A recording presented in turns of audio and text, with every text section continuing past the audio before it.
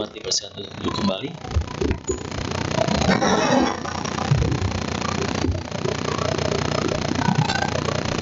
Mari kita buka kembali buku introduksi kebaktian kita pada halaman 35.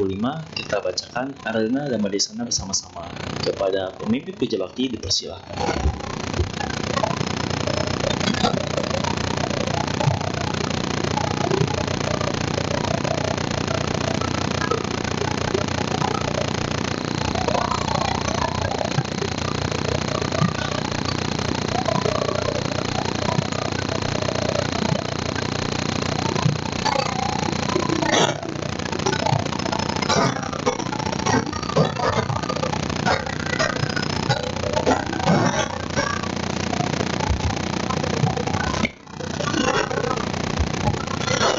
Marilah kita bersama-sama membacakan Aradhana Dhamma Desana.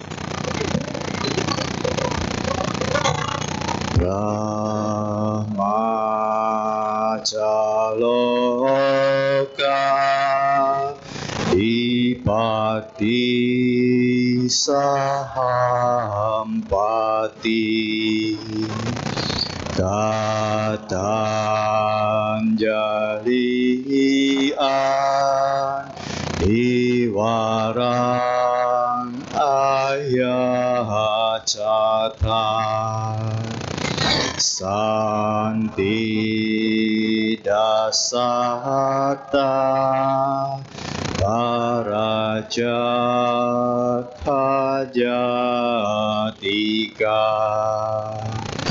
Desetu Dhamma Anukampi Mampajam. Brahma Sahampati, penguasa dunia ini, beranjali dan memohon. Terdapat makhluk-makhluk yang memiliki sedikit abu di mata mereka. Ajarkanlah Dhamma demi kasih sayang kepada mereka.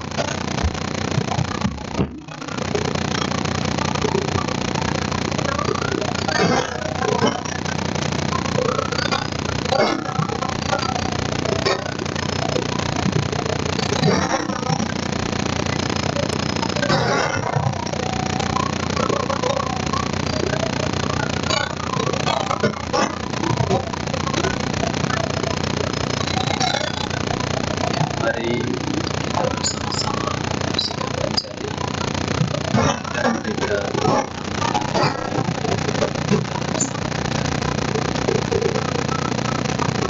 Namo Tassa Bhagavato Arahato Sama Sambuddhassa. Namo Tassa Bhagavato Arahato Sama Sambuddhassa.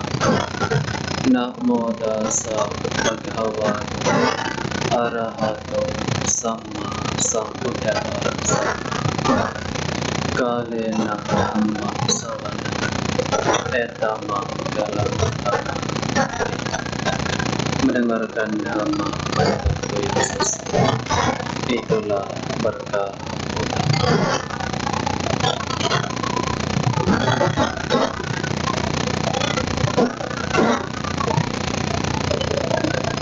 Ya, saya hormati pimpinan Puja Bakti, Ibu Bapak, Saudara-saudari semuanya, selamat malam. Selamat sore menjelang malam. Ya, terpujilah Sang Buddha, Namo Buddhaya. Pada kesempatan sore menjelang malam ini, kita bersama-sama melakukan puja bakti hari Sabtu. Kebetulan juga pada hari ini Uposatha bulan gelap. Ibu bapak, saudara-saudari, sebelum saya menyampaikan pesan Dhamma pada kesempatan sore hari ini, alangkah baiknya izin untuk memperkenalkan diri. Ya, apakah ada yang sudah tahu atau belum tahu? Ya, alangkah baiknya saya memperkenalkan diri. Ya. Ada pepatah yang mengatakan tak kenal maka tak tahu. Ya, tak kenal maka tak tahu. Seorang biku dengan rumah tangga atau garawasa tidak boleh sayang-sayangan. Nanti kalau sayang-sayangan repot, ya repot. Ya, perkenalkan, nama saya yaitu Biku Medawiryo. Siapa? Medawiryo. Saya berasal dari, kira-kira dari mana? Ada yang dari Jawa. Terus? Ya, saya berasal dari Lombok Utara. Ya, kalau mukanya nggak serem kan? Nggak pedas kan? Ya, Lombok. Saya berasal dari Lombok Utara.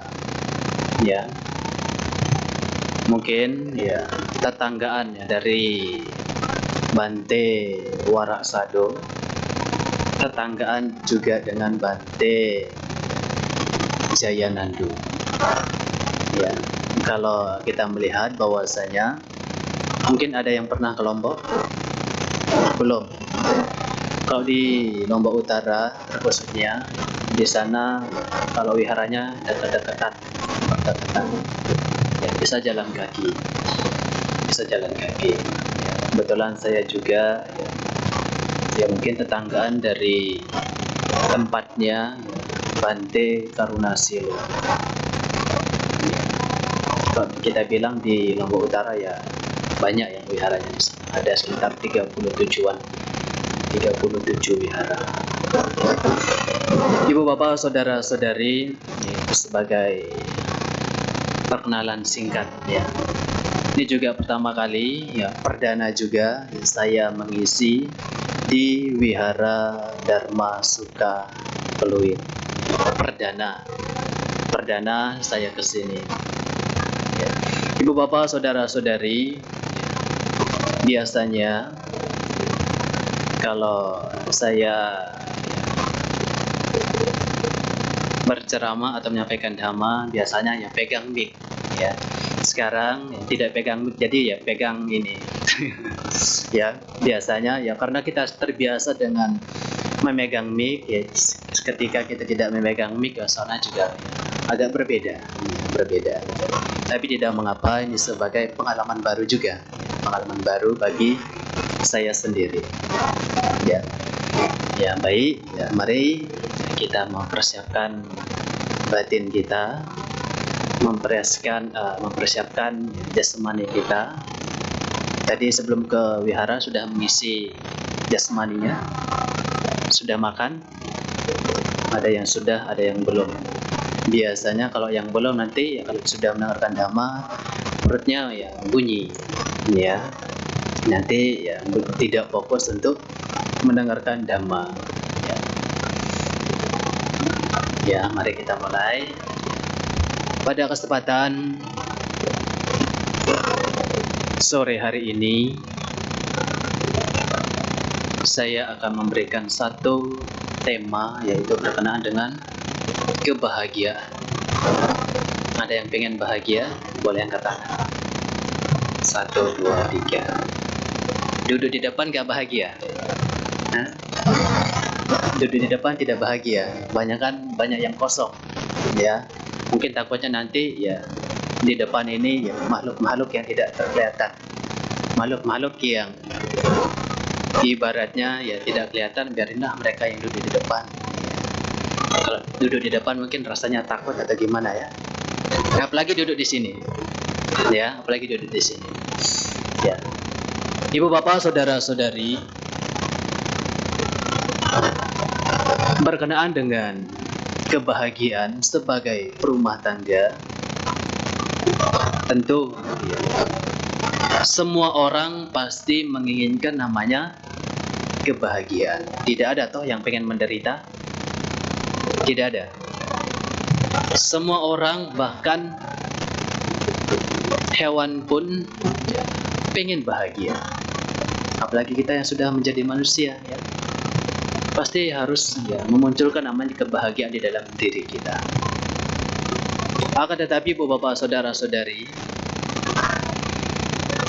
di dalam salah satu sutta berkaitan dengan kebahagiaan di dalam Anguttara Nikaya kelompok 4 sutta ke-62, di sana ada suttanya Ananya Sutta. Ada yang pernah membaca? Pernah mendengar? Ada keempat kebahagiaan, 4 kebahagiaan rumah tangga. Ada yang sudah mendengar atau sudah membaca? Di sana ya Sang Buddha menyampaikan pesan kepada seorang perumah tangga juga yang bernama Anathapindika. Tahu ya Anathapindika? Tapi belum pernah ketemu toh? Anathapindika ini adalah salah satu penyokong ya, Sang Buddha beserta ya, para bhikkhu sangga lainnya. Beliau adalah salah satu penyokong untuk penyebaran Buddha Dhamma, yang dimana Anathapindika ini sebagai penyokong Guru Agung Sang Buddha. Di sana ya Guru Agung kita Sang Buddha memberikan 4 kebahagiaan secara duniawi. Ya, yang pertama, ya kita maksud yang pertama, yaitu ya seseorang ketika memiliki harta materi ini, disitulah letak muncul namanya kebahagiaan. Ketika seseorang memiliki namanya harta materi. Ya, saya tanya, ibu bapak bekerja dari pagi ketemu pagi untuk mencari materi, mencari uang. Ya, tidak ada yang namanya orang bekerja untuk mengabdi. Bante, saya mengabdi kepada bos saya, sudah baik kepada saya, udah meskipun saya tidak digaji, saya harus bekerja untuk bos saya. Ada yang demikian? Pasti tidak ada.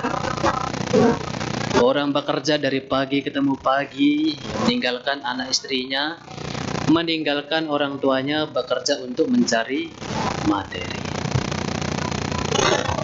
Ketika sudah bekerja dengan baik, bekerja dengan sungguh-sungguh untuk mencari materi ini, disitulah memunculkan namanya satu kebahagiaan di dalam diri seseorang.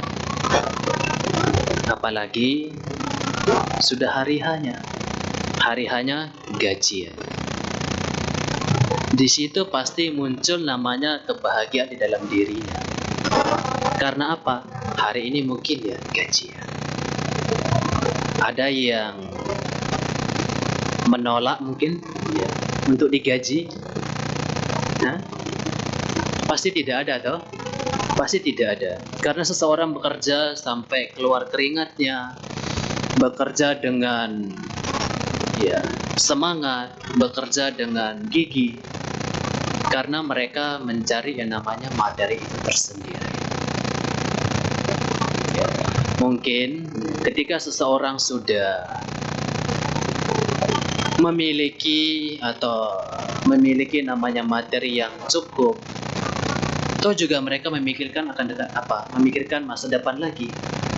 Oh ya, anak-anaknya, memikirkan anak-anaknya mulai dari mereka sekolah, SD, mulai dari TK, SD, SMP, masuk perguruan tinggi, dan seterusnya. Ya, pasti kita membutuhkan namanya materi ini. Memang kebanyakan di masyarakat mengatakan bahwasanya toh juga kita meninggal tidak bawa uang, tidak bawa materi. Akan tetapi ketika meninggal butuh namanya apa? Materi juga. Untuk apa? Beli peti, ya kan? Sewa tempat ini, tempat itu dan lain sebagainya. Meskipun secara Dhamma dikatakan bahwasanya hanya kebajikanlah yang kita bawa. Ya, kalau tidak ada kebajikan mungkin ya istilahnya ya kita tidak tahu Ya. Apakah yang menentukan kita masuk surga atau alam terendah itu dalam bentuk materi? Ketika seseorang juga memiliki namanya materi, ini adalah poin kedua, mampu memanfaatkan materi itu dengan baik. Mereka mampu menggunakan, memanfaatkan materi itu dengan sebaik mungkin. Karena apa? Mereka sudah bekerja dengan baik mungkin, sebaik mungkin. Mereka bekerja dengan sungguh-sungguh. Ketika sudah mendapatkan namanya materi ini, mereka mampu untuk memanfaatkannya dengan sebaik-baik mungkin. Salah satu contohnya, ibu bapak melakukan berderma, melakukan praktek namanya berdana itu tersendiri. Ya, umat Buddha terkhususnya, kalau kita berbicara mengenai berderma atau berdana ini, maaf kata, kita tidak bisa meragukan, ya. Orangnya mungkin di Dharma Sukha, namanya sudah di Medan. Orangnya udah tinggal di umat Dharma Sukha, mungkin namanya sudah di Lombok. Karena apa? Faktor dari berderma itu tersendiri. Ya, kalau sudah mendapatkan, ya jangan lupa menanam lagi. Karena apa? Untuk bekal kita, dia akan datang dalam bentuk non materi, berbentuk kebajikan. Karena seperti yang saya katakan tadi, meskipun kita tidak membawa materi, karena ada quotes mengatakan bahwasanya ketika seseorang tidak memiliki namanya materi ini, hidupnya gegana. Ya, gegana. Tahu gegana? Gelisah, galau, merana. Karena apa? Tidak memiliki namanya materi itu tersendiri. Ketika seseorang mampu atau memiliki namanya harta materi, sudah bercukupan, di sana mungkin bisa senyum, bisa melakukan hal yang baik. Coba tidak ada materi, secara materi ini, mungkin mukanya mesem, cemberut dan lain sebagainya. Karena apa? Faktor materi ini. Makanya ketika seseorang sudah memiliki namanya materi ini yang bercukupan, mereka mampu untuk memanfaatkannya dengan sebaik mungkin. Karena ketika seseorang tidak mampu menggunakan materinya dengan baik, ketika sudah ibaratnya merosot, ketika bergaul dengan orang yang tidak baik, karena salah satu faktor kemerosotan adalah bergaul dengan orang-orang yang tidak baik. Karena apa? Mereka mengajak kita ke tempat-tempat hal yang dalam tanda kutip yang negatif. Ini adalah salah satu kemerosotan. Ketika seseorang tidak mampu memanfaatkan, menggunakan materinya dengan baik. Kita juga harus merenungkan, ketika kita sudah memiliki materi itu, mungkin ibu bapak sebagai berumah tangga sudah memahami, sudah mahir bagaimana caranya mengelola keuangannya dengan sebaik mungkin. Karena ibu bapak lebih pandai, lebih pintar dalam mencari yang namanya materi itu tersendiri. Yang ketiga, kebahagiaan berumah tangga.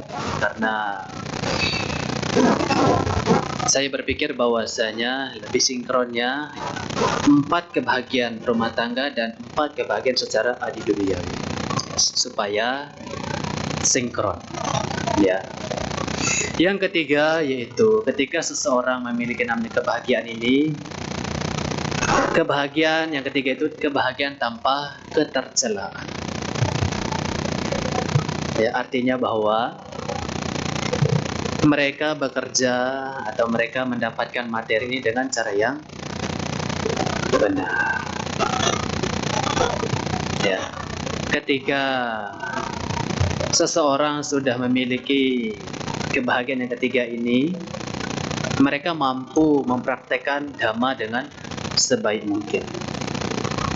Ya. Karena dalam Ananya Sutta itu, kebahagiaan yang ketiga itu adalah memiliki atau terbebas dari hutang. Ya, karena kenapa saya agak yang ketiga ini karena sangat sensitif sekali. Ya, karena berkenaan dengan hutang ini. Karena jangan sampai abantenya ngomongin saya dan lain sebagainya. Ya, karena kalau sudah berbicara dengan hutang atau berbahas dengan hutang, saya juga agak wanti-wanti, ya. Ya. Kebahagiaan yang keempat, ya, itu kebahagiaan tanpa tercelaan. Ya. Sebenarnya saya pengen menyelepin, ya, agak mau lompatin, ya. Saya tidak membahas yang ketiga, ya, karena sangat sensitif sekali, ya. Kebahagiaan yang keempat yaitu kebahagiaan tanpa ketercelaan. Ya. Yang dimana kebahagiaan tanpa ketercelaan ini kita mampu mencari materi dengan sesuai dengan ajaran yang disampaikan oleh Guru Agung kita. Ya, ketika kita sudah memiliki namanya materi, sudah memiliki atau memanfaatkannya dengan sebaik mungkin, ya, karena yang ketiga ini kebahagiaan tanpa, ya, atau kebahagiaan bebas dari hutang, ya. Yang terakhir yaitu kebahagiaan tanpa ketercelaan. Yang dimana ibu bapak saudara-saudari, ketika kita mampu mempraktekkan apa yang disampaikan oleh Guru Agung kita berkenaan dengan kebahagiaan secara duniawi, ada lebih penting lagi secara bukan berbentuk materi.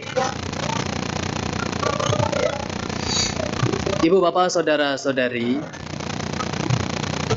yang pertama,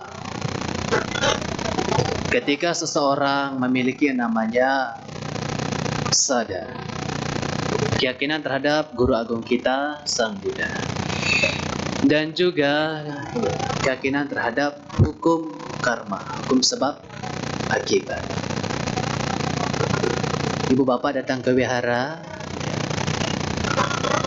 memiliki sada, memiliki keinginan, memiliki hukum karma, memiliki keyakinan terhadap sebab akibat, bahagia apa tidak kalau datang ke wihara?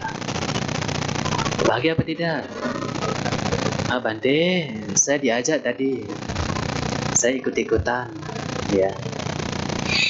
Ketika seseorang memiliki namanya sada ini, ya, ada tahapan-tahapannya, ya.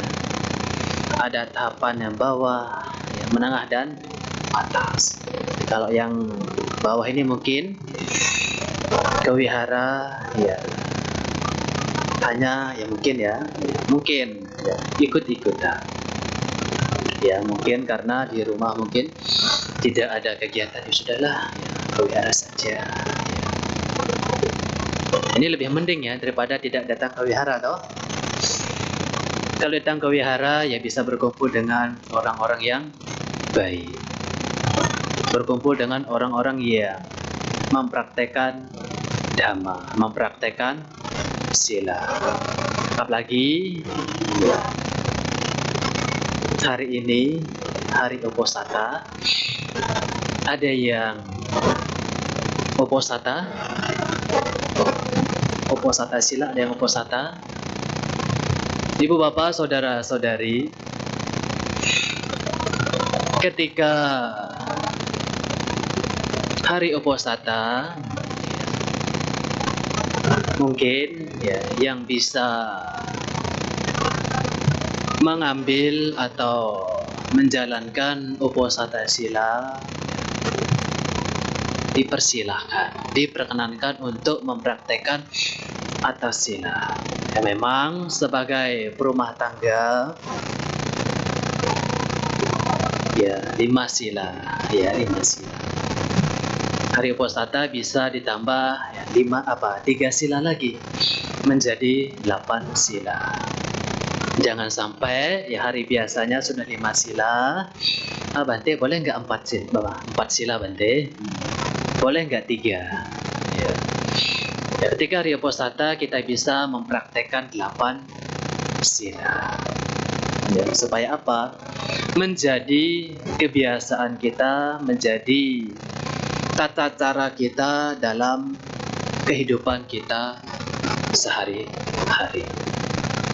Ya, karena di dalam masyarakat, di dalam kehidupan sehari-hari, meskipun hanya 5 sila, ketika seseorang murni dalam sila, dikatakan sebagai dewa, dewi. Ketika seseorang hanya 5 sila ini mempraktekkan sila, ibaratnya seperti dewa, dewi, mampu merawat 5 sila dengan sebaik mungkin. Ketika seseorang sudah mampu merawat, mempraktekkan sila dengan sebaik mungkin, kemanapun kita pergi pasti kita akan merasa aman, merasa nyaman. Karena apa? Kita mempraktekkan sila itu. Kita tidak membunuh, tidak mencuri, tidak berbuat asusila, berbohong, dan minum minuman keras.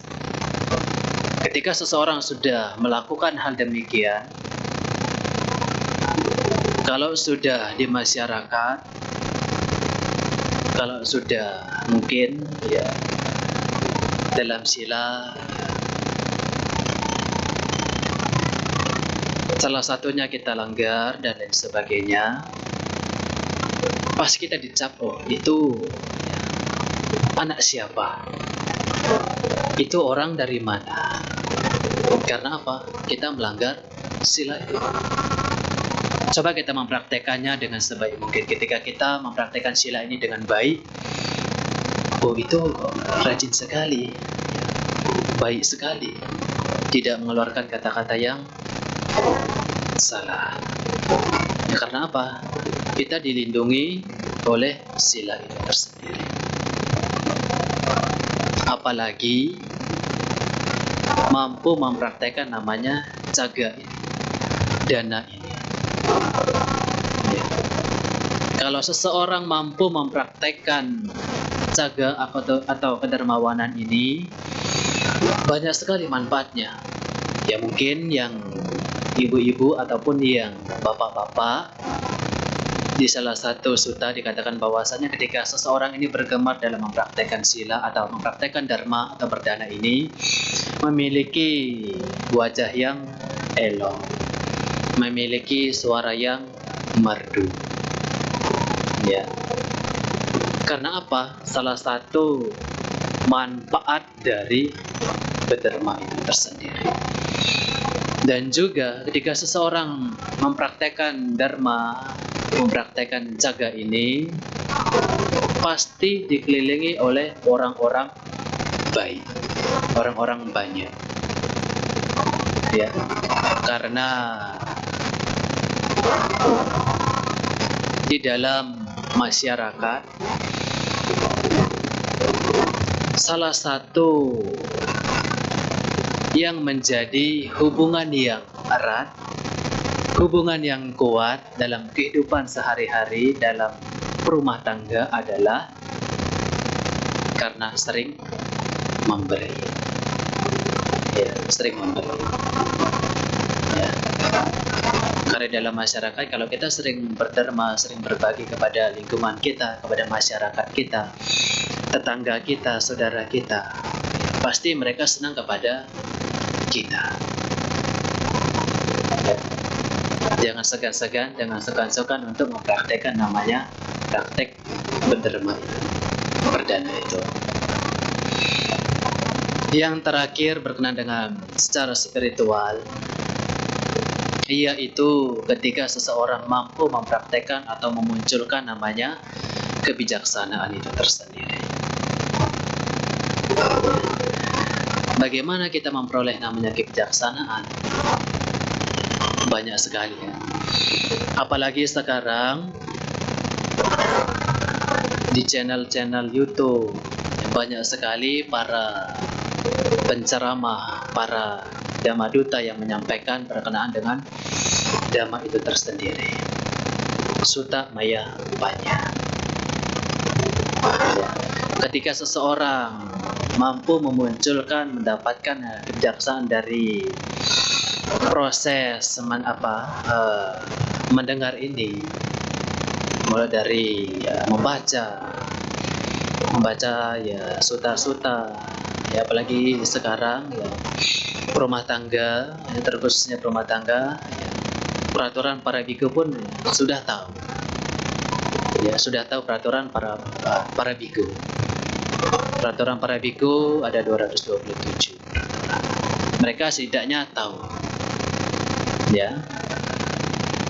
Akan tetapi, Ibu Bapak Saudara-saudari, perumah tangga atau ibu bapak yang menjadi perumah tangga bisa tata cara, kebiasaan, perilakunya bisa seperti para biku. Akan tetapi para biku tidak bisa perilakunya seperti rumah tangga. Ibu bapak seperti para biku ya boleh-boleh saja bisa mempraktekkan, bisa ya melakukan hal-hal yang berkenaan dengan spiritual, bisa. Akan tetapi ya para biku tidak bisa seperti rumah tangga. Ya. Apa? Gak lucu kan ya para biku bawa motor, pakai helm, ya, di jalan, nge-grab dan lain sebagainya. Ya, tidak demikian, tidak sepatutnya hal demikian. Ini ya kebahagiaan secara spiritual. Mereka mampu memunculkan namanya sadar, mampu mempraktekkan sila, mampu mempraktekkan jaga, dan mampu mempraktekkan namanya panya. Ya. Kalau kita melihat bahwasanya kita memunculkan kebijaksanaan itu mulai proses berpikir yang baik, memunculkan pikiran-pikiran yang baik berkenaan dengan dhamma itu tersendiri. Yang ketiga, bagaimana caranya kita memperoleh kebijaksanaan itu mulai dari meditasi, terkhususnya vipassana. Ada yang senang meditasi? Tidak ada yang senang meditasi. Bante, kalau meditasi 5 menit rasanya kayak 1 jam. Ya, karena apa? Kita belum terbiasa untuk proses yang namanya meditasi itu sendiri. Ya, coba kita kalau sudah terbiasa 1 jam pun ya, tidak akan terasa. Ya, karena kita belum terbiasa untuk praktek vipassana tersebut. Itu secara spiritual. Ya, yang secara duniawi tadi yang pertama, seseorang memiliki kekayaan. Yang kedua, kebahagiaan. Ketika seseorang sudah memiliki, mereka mampu memanfaatkannya materi yang sudah didapatkan itu tersendiri. Yang ketiga, kebahagiaan bebas dari hutang. Ya. Yang keempat, kebahagiaan rumah tangga itu kebahagiaan terbebas tanpa ketercelaan. Mampu mempraktekkan apa yang disampaikan, apa yang dipraktekkan oleh Guru Agung kita.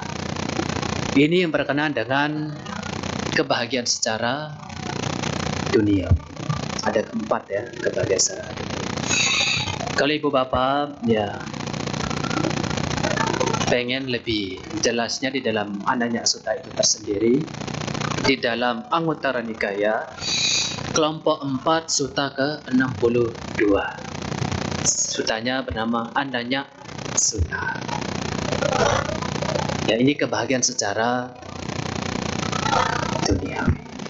Ingat-ingat ya, meskipun hanya poinnya saja tidak mengapa ya, yang penting ada dibawa pulang. Karena apa? Di dalam salah satu sutta juga ada 3 jenis pendengar Dhamma. Ya, mereka datang ke wihara, sangat rajin sekali datang ke wihara. Akan tetapi di wihara ya mungkin ya dalam tanda kutip sibuk sendiri. Ya, mereka tidak mendapatkan manfaatnya. Yang kedua, mereka datang ke wihara fokus untuk mendengarkan Dhamma, fokus untuk apa yang disampaikan oleh para pendengar, akan tetapi mereka tidak bawa pulang. Ibaratnya sebagai ketika seseorang makan, ya, nasinya ketika jatuh ya hanya di situ saja. Ya, makanannya jatuh ya hanya di pangkuan saja. Ini ibaratnya yang kedua ketika seseorang mendengarkan Dhamma. Yang ketiga, ketika seseorang memiliki namanya kebijaksanaan yang luas. Mereka di sini dapat pengetahuan, mendapatkan satu pemahaman, dan mereka bawa pulang. Mereka mempraktekkan, menekuni untuk kebahagiaan, ya, baik itu secara duniawi maupun secara spiritual. Ya, kalau saya jabarin lagi nanti ujung-ujungnya sampai jam 9. Masih kuat? Aduh Bante, saya belum masak, belum ya, memberikan makan kepada peliharaannya dan lain sebagainya, belum ya. Ya ingat ya, yang saya sampaikan tadi di dalam Ananya Sutta ada 4 ya. 4 kebahagiaan rumah tangga. Karena di dalam kehidupan kita sehari-hari, ya terusnya ibu bapak sebagai berumah tangga harus memiliki namanya materi itu. Ya, ini ada quotes saya. Pria miskin tidak dipandang oleh seorang wanita. Ada quotes saya sering membaca. Ya. Ada juga filsuf stoik, ya. Kita juga ya senang membaca, ya senang mendengar juga. Ya. Di sana dijelaskan bahwasanya pria miskin tidak dipandang oleh perempuan. Ya, makanya sebagai berumah tangga, terkhususnya ya laki-laki dan juga ya perempuan atau ibu-ibu semuanya harus semangat, harus gemar, harus tekun untuk mencari materi supaya ya memunculkan kebahagiaan dalam kehidupan sehari-hari. Ya sebagai penutup,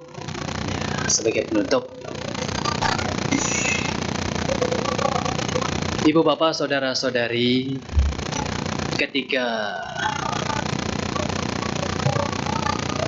bergemar, ya, ketika sudah mendapatkan memiliki tubuh yang sehat, memiliki jasmani yang baik, hendaknya kita bisa menggunakan waktu yang baik untuk mencari materi dengan sebaik mungkin, dan juga kita bisa mempraktekkan dalam kehidupan kita sehari-hari secara spiritual kita. Jangan sampai kita senang dalam mencari materi, dan juga kita harus memunculkan di dalam diri kita senang juga dalam mencari yang namanya pengembangan, penumbuhan secara spiritual kita. Ya demikian yang dapat saya sampaikan pada kesempatan malam hari ini. Semoga Anda semuanya selalu dikondisikan sehat, bahagia, sejahtera dimanapun Anda berada. Semoga juga semua makhluk berbahagia sampai serta bawantu kita semoga ya, selamat malam, namo buddhaya.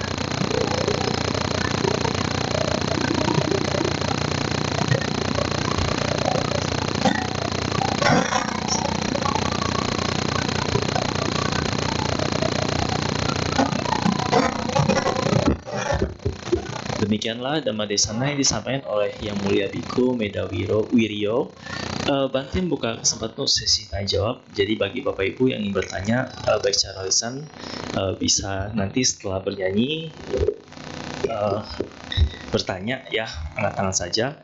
Ataupun kita juga membuka kesempatan untuk Bapak Ibu yang ingin bertanya secara WhatsApp. Jadi jika Bapak Ibu berminat untuk bertanya secara chat di WhatsApp, bisa chat ke nomor admin Wiharapita Masuka di nomor 0811 9921 098. Saya ulangi kembali di nomornya 0811 9921 098 yang tertampil di layar di depan ya. Baiklah, sambil menunggu pertanyaan yang masuk, mari kita buka kembali buku tentang kebaktian kita dan nyanyikan sebuah lagu bersama-sama. Kepada petugas dipersilakan.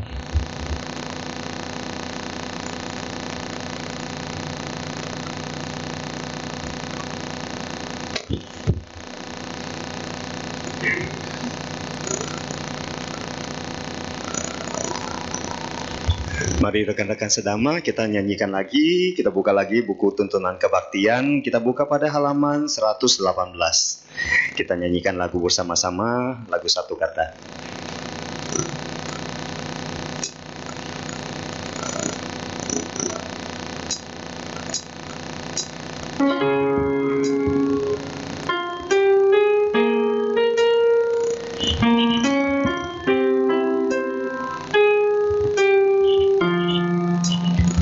Satu kata tentang damai lebih berarti dari segenggam permata, begitu dalam isi dan makna hingga mampu damaikan dunia.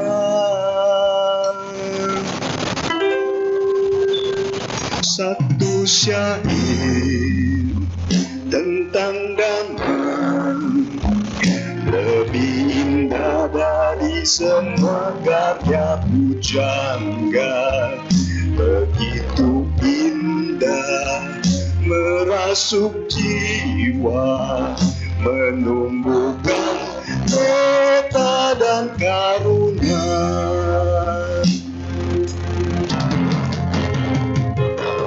Mengapa tak kita sadari, sabdanya sungguh sangat berarti. Mulai saat ini kita menjalankan ajaran Sang Buddha.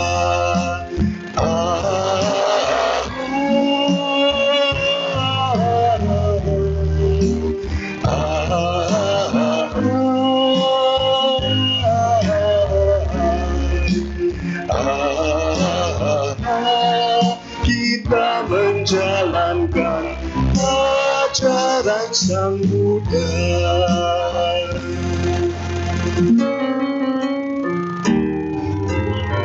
Kita akan mulai lagi pada paragraf kedua, satu syair tentang damai.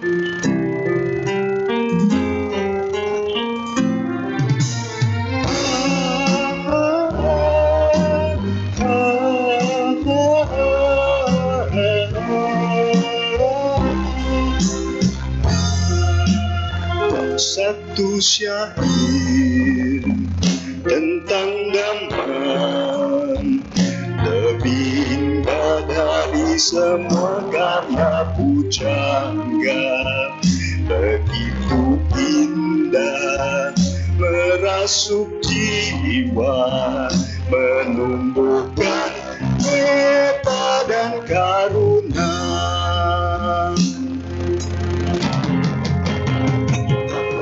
Mengapa tak kita sadari, sabdanya sungguh sangat berarti.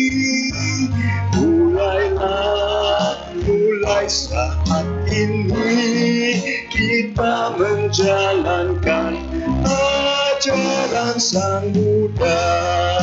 Tak kita sadari, sabdanya sungguh sangat berarti. Mulai saat ini kita menjalankan ajaran Sang Buddha.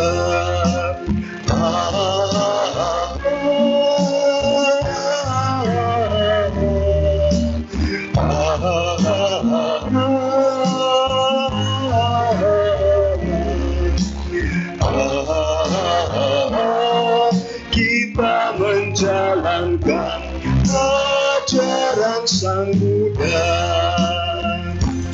Terima kasih.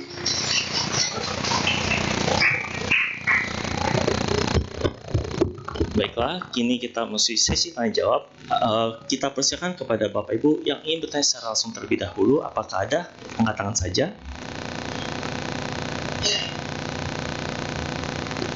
Oke, belum ada. Bante, ada beberapa pertanyaan yang masuk secara WhatsApp. Saya izin bacakan ya, Bante. Pertanyaan pertama, Bante. Sore, Bante. Malam ya. Mau tanya ke Bante. Jadi kalau kita dapat gaji, kita harus tanam lagi dengan berdana ya. Berapa minimal gaji yang harus kita danakan? Apakah semakin besar nominal dana, semakin besar manfaat dana itu? Ya, terima kasih atas pertanyaannya. Mungkin ketika seseorang mendapatkan gaji, apakah mungkin berapa persen yang harus didanakan? Ya, Ada tambahan lagi, Bante, atau apakah kemana atau kepada siapa kita berdana lebih penting daripada berapa nominal yang kita danakan? Terima kasih. baik, terima kasih atas pertanyaannya. Kalau kita berbicara mungkin secara zamannya, ketika seseorang mempraktekkan namanya berdana atau berderma ini bukan dari nominalnya. Yang kita ukur adalah apakah mereka ketika berdana memunculkan kebahagiaan ketika berdana, sesaat berdana dan sesudah berdana. Bukan berarti ketika seseorang berdana nominal yang banyak, apakah mereka ragu-ragu atau di sana ada memunculkan namanya kebahagiaan atau memunculkan istilahnya ketika dalam praktek berdana ini mereka memahami berdana untuk melepas. Ya. Ketika memang secara umum kebahagiaan memberi atau menerima. Secara umum mungkin mereka ketika bahagia menerima, bukan memunculkan kebahagiaan ketika memberi. Secara dhamma dikatakan bahwasanya ketika memunculkan bahagia atau ketika kita praktik berderma itu adalah tempat letaknya kebahagiaan kita. Karena apa? Mampu melepas apa yang kita miliki. Ya, kalau kita berderma, maaf kata, nominalnya mungkin 1 juta, tapi di situ letak muncul penyesalan di dalam diri kita. Lebih baik kita berdana 1000, tapi di situ muncul letak kebahagiaan atau mampu untuk mengikis namanya kekotoran batin kita, kemelekatan kita. Ya mungkin ketika seseorang mau berdana, kebanyakan juga memilih berkaitan dengan pertanyaan tadi, bagaimana atau di mana tempat kita untuk mempraktekkan berderma atau praktek berdana itu tersendiri. Ya mungkin kalau kita melihat bahwasanya dikatakan oleh guru agung kita, berdana atau berderma ini tempat yang paling subur adalah kepada biku sangga atau yang mempraktekkan wipasana atau para umat yang mempraktekkan namanya meditasi wipasana. Karena apa? Mereka di sana istilahnya mampu untuk memunculkan namanya praktek vipassana, memunculkan namanya kebijaksanaan di dalam dirinya. Tidak salah kita mau praktek berderma, mempraktekkan dana ini kepada teman-teman kita, saudara-saudari kita, ya silakan, tidak mengapa. Akan tetapi potensi dari hasilnya itu berbeda juga. Daripada kita berdana kepada orang yang mempraktekkan sila atau orang yang mempraktekkan vipassana dura atau praktek vipassana, ya mungkin ya manfaatnya lebih besar. Kalau kita berdana kepada mungkin apalagi ya mungkin di wihara, ketika para biku ya menerima dana makan banyak sekali toh, melimpah sekali. Ujung-ujungnya yang makan siapa? Umat juga, ya kan? Hal yang lebih baik atau lebih memiliki potensi karma baik yang banyak, yang luas, para biku yang mempraktekkan atau umat rumah tangga yang mempraktekkan vipassana atau yang mempraktekkan atau yang merawat sila, itu lebih ya mungkin ya potensinya lebih besar. Ya begitu ya. Terima kasih atas jawabannya Bante. Saya izinkan bacakan pertanyaan selanjutnya Bante. Nama budaya Bante, saya mau bertanya tentang bulan Ulambana menurut Theravada. Terima kasih Bante. Ulambana atau bahasa Indonesianya apa ya? Sembahyang rebutan. Sembahyang rebutan. Sembahyang rebutan. Karena saya sendiri, kalau di tempat saya, kalau bercerita dulu ketika saya sekolah di Sumatera, SMA-nya di Sumatera, mereka di sana ya, mereka nggak mempercayai kalau saya ya agama Buddha. Karena apa? Mukanya Batak. Ya, mukanya Batak. Berkenaan dengan Ulambana ini ya, saya juga kurang terlalu familiar mendengarnya. Karena kita yang di asli orang Lombok ya, orang Sasak itu tidak mendengar atau tidak mendengar namanya Ulambana ini. Ya, kalau bahasa Indonesianya itu ini apa bahasa Indonesia? Ulambana itu kayak gimana? Sembayang leluhur atau cengbeng ya? Bukan. Hampir mirip ya. Bukan. Ulambana khusus bulan 7. Bulan 7. Itu mungkin secara damanya mungkin patidana kan? Lipan jasa atau kalau di sana namanya memuja, tempat saya itu namanya memuja balik ya. Di sana juga ada tradisi yang namanya istilahnya kita mengingat para leluhur kita. Ada bahasa damanya itu patidana. Mungkin kalau kita berbicara mengenai patidana ini atau ulambana, bahasa ininya kita menyebutnya patidana ya. Karena ujung-ujungnya juga kita berbagi jasa toh kepada leluhur kita. Ibu, bapak, saudara-saudari, kalau kita melihat secara dhamma, apakah kita tahu sekarang kelahiran kita keberapa? Kita tidak tahu toh. Karena yang kita tahu adalah, yang kita ingat adalah pasti dari orang tua dari kakek kita. Apa namanya? Buyut atau iya.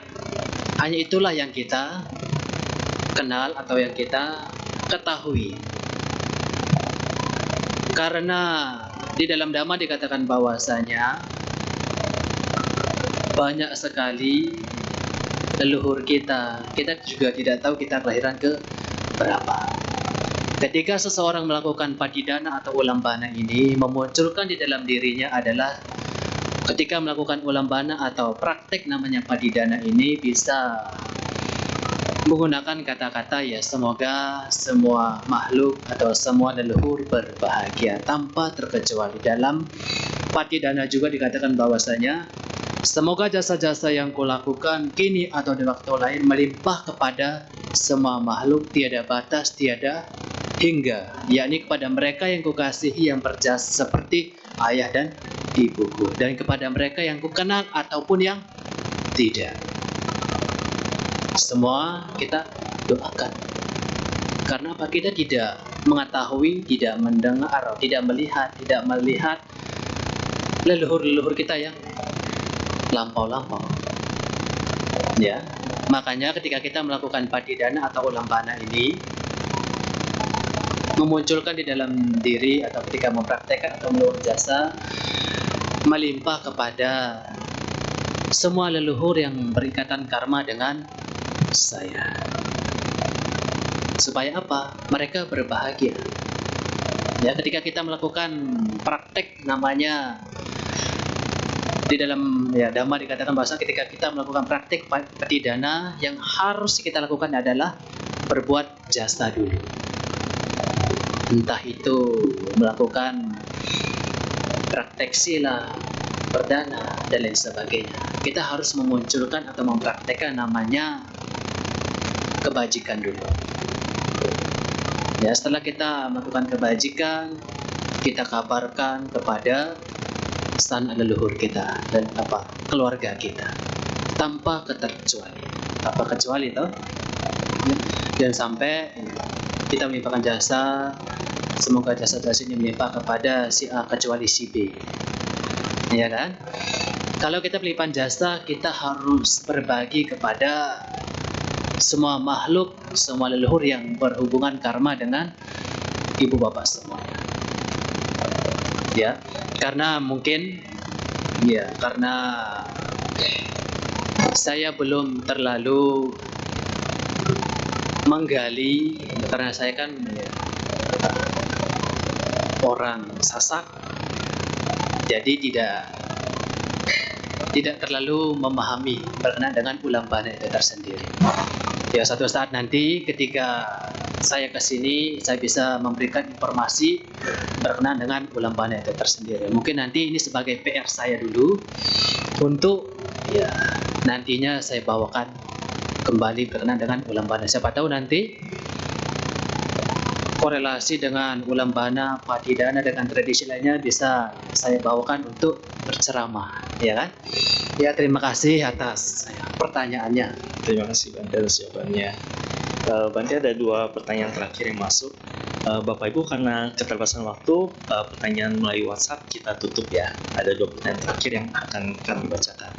Baiklah Bante, 2 terakhir. Yang pertama, Bante, bagaimana menghadapi anak remaja yang terlalu bebas dan ketika orang tua menyerah karena tidak ingin ada pertengkaran lagi?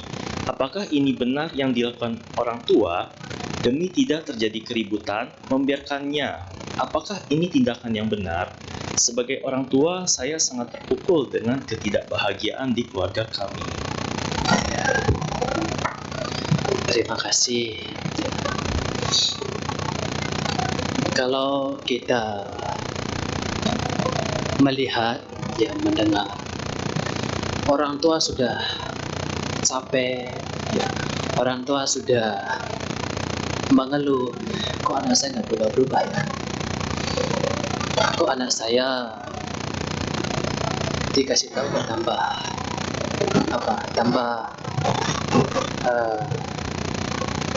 istilahnya tambah kurang benar. Apakah dalam memberikan nasihat, apakah dalam memberikan masukan kepada anaknya salah atau tidak? Ibu, bapak, saudara-saudari,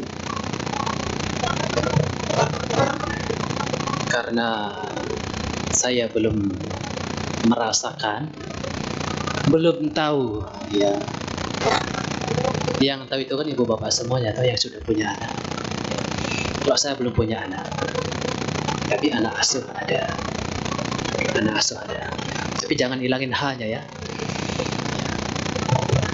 Ketika saya memberikan satu masukan kepada anak asuh saya, ketika melakukan hal yang tidak diinginkan, tidak dipuji, pengurus ini memberikan informasi terlebih dahulu. Bante, si A, si B, begini. Oh iya, nanti coba saya memberikan masukan kepada Anda. Ketika kita memberikan masukan kepada anak-anak, ya, terkhususnya ibu bapak yang sudah memiliki anak, mereka ketika memberikan atau tergiur atas masukan atau mau dengar nasihat dari orang tua, anaknya itu pasti ada maunya. Salah satu contohnya, orang tua juga harus inisiatif. Mungkin ya memberikan atau mungkin ya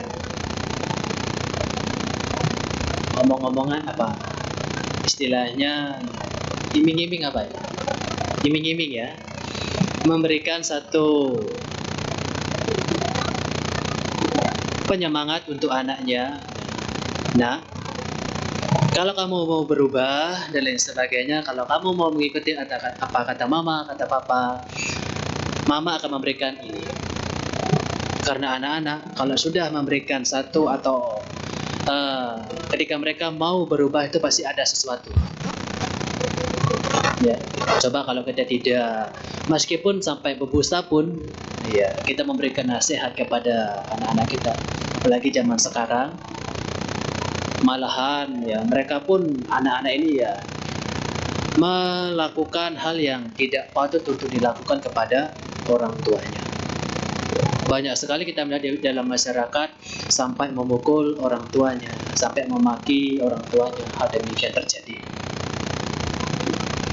Kalau kita berbicara di dalam dhamma dikatakan bahwasanya hal yang mempengaruhi juga itu adalah kalyana mita, teman-teman yang baik. Ketika anak-anak yang memiliki teman yang baik, mereka juga pasti karena sudah terbiasa dalam lingkungannya hal yang baik, orang tua ketika nasihati sekalipun mereka akan turun. Mereka akan mengikuti apa yang disampaikan oleh orang tuanya. Karena mungkin di dalam masyarakat, di lingkungan sekolah dan lain sebagainya, karena bergaul dengan orang-orang yang tidak baik, mungkin salah satu penyebabnya, salah satu faktornya, sehingga apa? Terbiasa kebawa sampai ke rumah. Ya, tidak mungkin ya anak-anak sudah karakternya baik ketika sudah memang dalam kehidupan ya masyarakat lingkungan hal yang sangat menentukan anak itu karakter seperti apa. Ya, bahkan meskipun dibawa kepada biku pun dikasih nasihati pun ya hanya sekedar iya Bante dan sebagainya. Coba kalau sudah sampai rumah marah ya apa kayak udah kembali lagi seperti kebiasaan.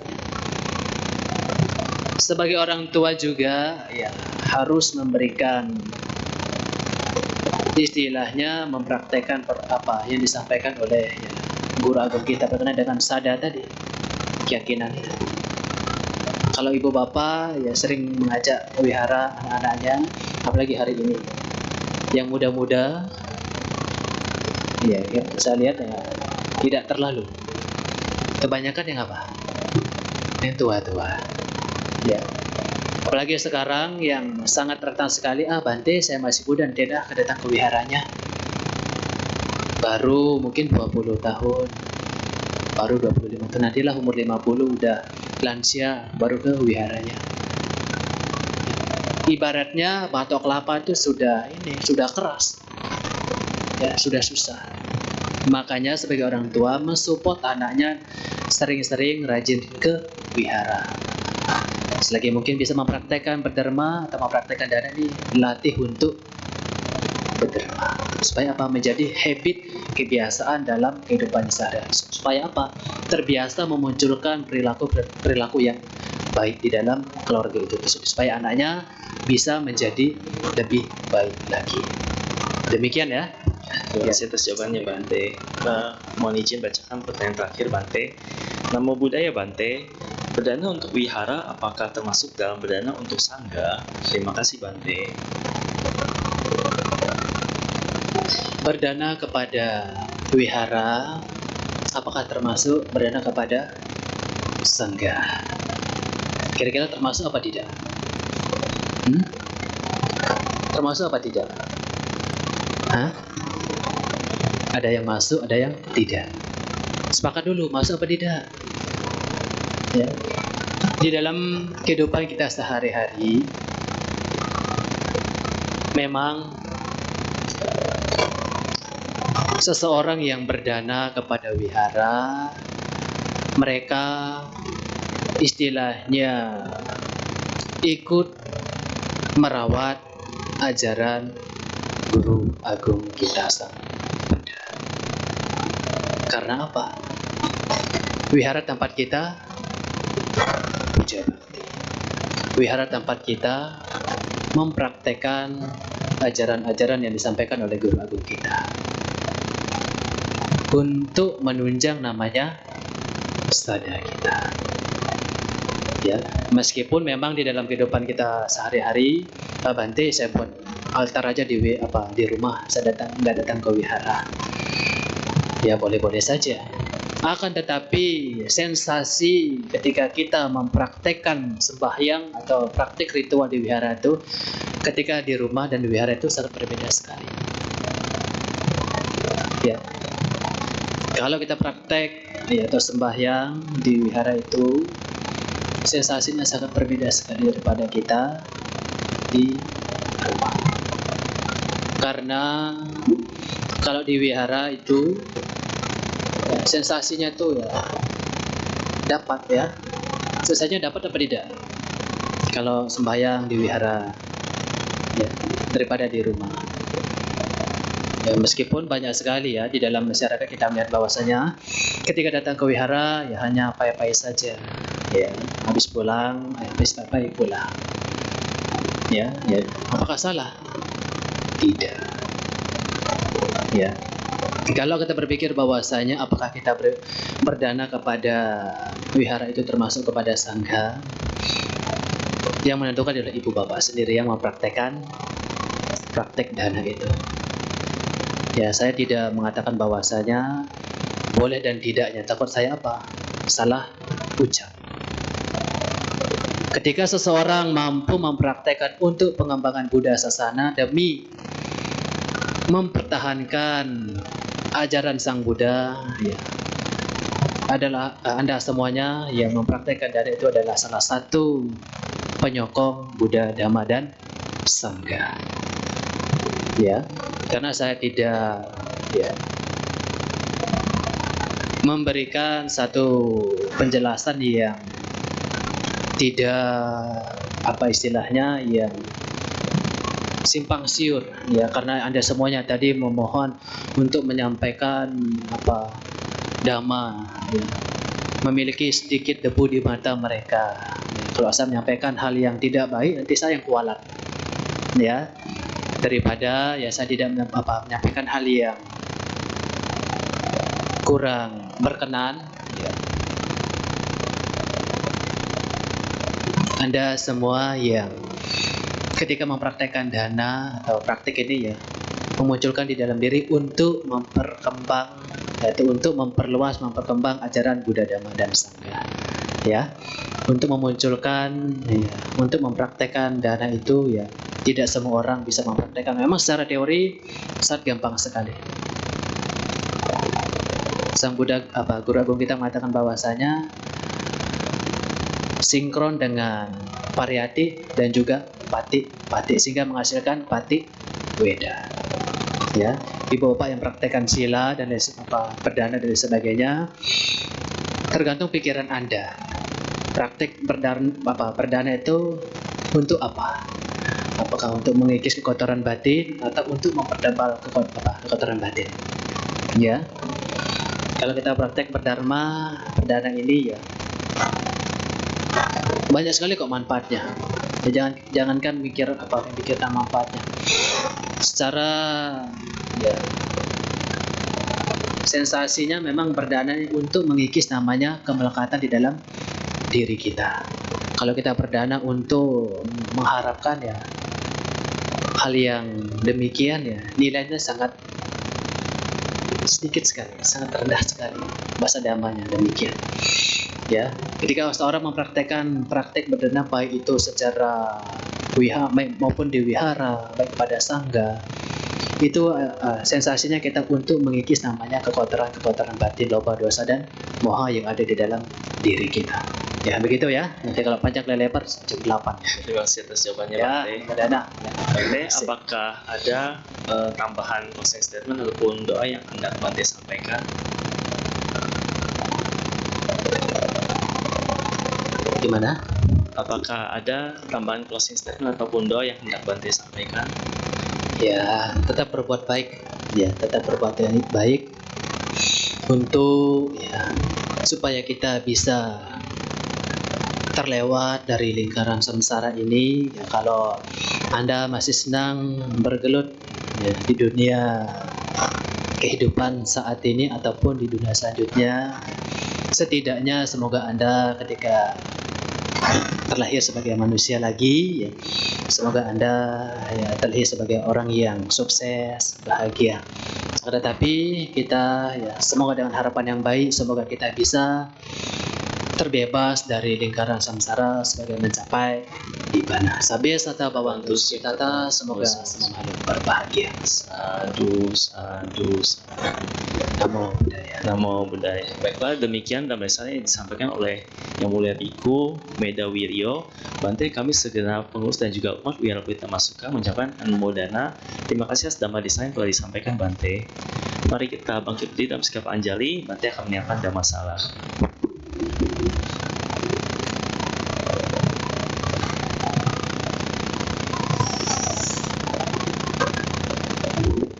Lumayan dingin ya. Dingin rasanya panas. Ya, terima kasih semuanya. Terima kasih Bante.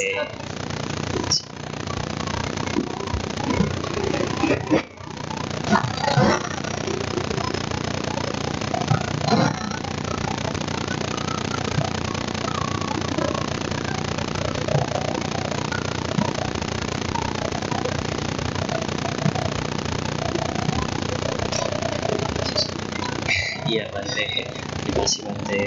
Iya terima kasih Bante. Umat